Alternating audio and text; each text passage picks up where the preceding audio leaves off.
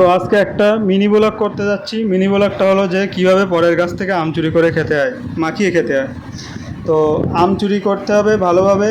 মাথার কাছে দুটো আম দেখতে পাচ্ছিলাম, সেই আম দুটোকে ছিঁড়ে নিলাম।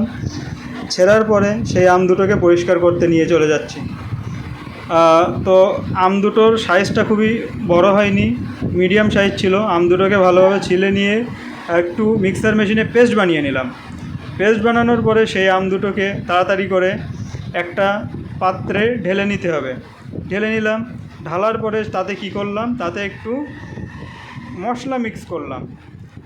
মশলাটা দেওয়ার পরে আমটা যে কি স্বাদ এসেছিল সে আর বলার না, একেবারে সেই স্বাদ ছিল। খেতে যে এত মজা হবে জানতেই পারতাম না যদি এই কাজটা না করতাম। তোমরাও বাড়িতে একটু এরকম, যদি তোমার বাড়ির পাশে কারোর গাছ থাকে তাহলে আম মাখিয়ে খেয়ে দেখবে আমটা কত সুন্দর হবে।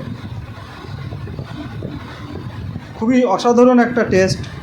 তো নাও এই পর্যন্ত, দেখা হবে পরের ভিডিওতে।